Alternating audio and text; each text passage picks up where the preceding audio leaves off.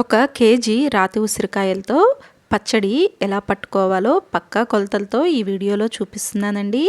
Welcome to Vantalammi. నేను మోనిక. మీరు గనక ఈ ఛానల్ను మొదటిసారిగా చూస్తున్నట్లయితే తప్పకుండా సబ్స్క్రైబ్ చేసుకోండి.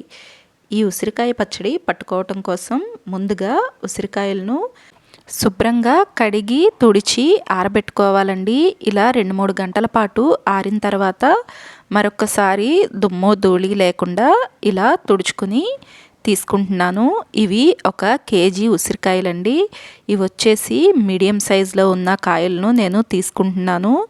వీటిని ఇలా పక్కన పెట్టుకున్న తర్వాత చింతపండు ఒక 100 గ్రాములు తీసుకుంటున్నాను. పులుపును బట్టి మీరు 120 గ్రాముల వరకు తీసుకోవచ్చు.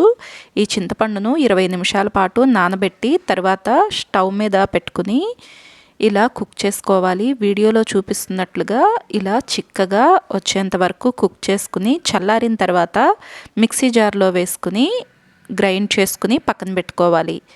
తర్వాత ఇంకో ప్యాన్లో ఆవాలు 2 స్పూన్లు వేసుకుని స్టవ్ను లో ఫ్లేమ్లో ఉంచుకుని వీటిని వేయించుకోవాలి. ఇవి కొద్దిగా వేగిన తర్వాత 2 స్పూన్లు మెంతులు కూడా వేసుకుని రెండింటిని కలిపి వేయించుకోవాలి.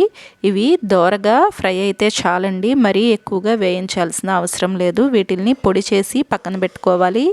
ఉసిరికాయలను వేయించుకోవటానికి స్టవ్ పైన ప్యాన్ పెట్టుకుని దీనిలో ఒక 500 గ్రాములు వేరుశనగ నూనె వేసుకుంటున్నాను. వేరుశనగ నూనె వాడితేనే పచ్చళ్ళు బాగుంటాయండి.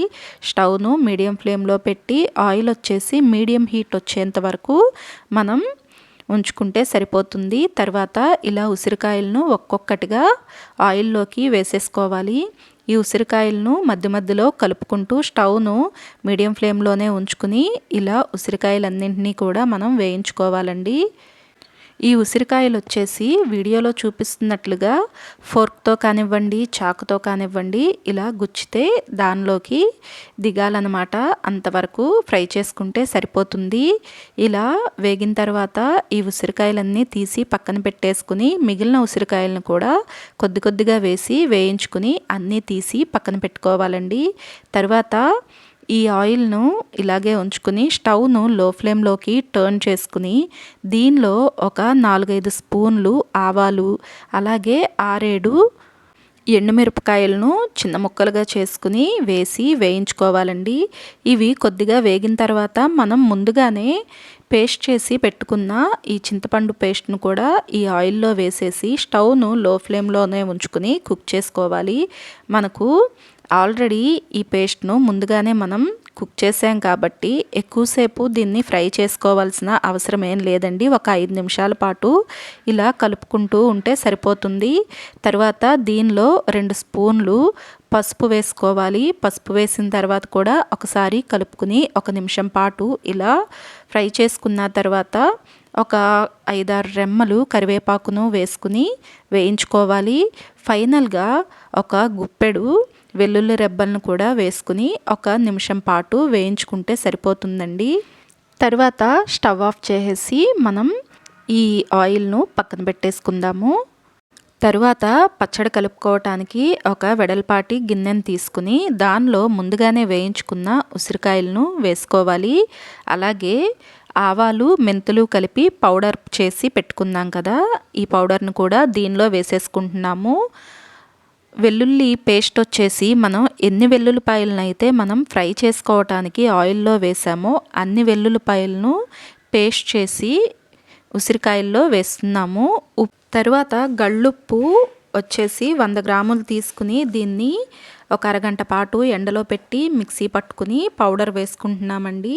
కారం కూడా ఒక 100 గ్రాములు పచ్చళ్ళ కారం వేసుకోవాలి. వీటిలన్నింటినీ కూడా మొత్తం కలిసేలాగా కలుపుకోవాలి.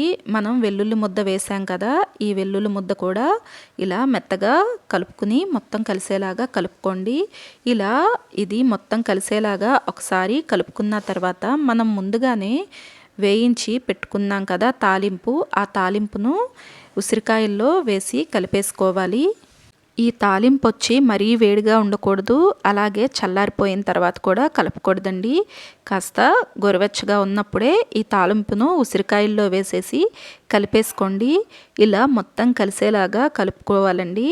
పచ్చడి కలుపుకునేటప్పుడు ఎక్కడ తడి అనేది తగలకుండా చూసుకోవాలి, లేదంటే పచ్చడి త్వరగా పాడైపోతుందండి. ఇలా మొత్తం కలిసేలాగా కలుపుకున్న తర్వాత మూత పెట్టేసి పక్కన పెట్టేసుకుని 2-3 రోజుల తర్వాత మరొకసారి కలుపుకోండి. ఉప్పు, కారం, నూనె ఏదైనా కాస్త తగ్గిందనిపిస్తే వాటిని కొద్దిగా యాడ్ చేసుకోవచ్చండి 2-3 రోజుల తర్వాత. ఈ పచ్చడి గాజు సీసాలో కానివ్వండి, జాడీలో కానివ్వండి స్టోర్ చేసుకోండి. ఈ పచ్చడి రెసిపీ మీకు నచ్చితే మీరు కూడా తప్పకుండా ట్రై చేయండి. ఈ వీడియోని లైక్ చేయండి, షేర్ చేయండి. మరిన్ని రెసిపీస్ కోసం వంటలమ్మీ ఛానల్ను సబ్స్క్రైబ్ చేసుకోండి. Thank you for watching.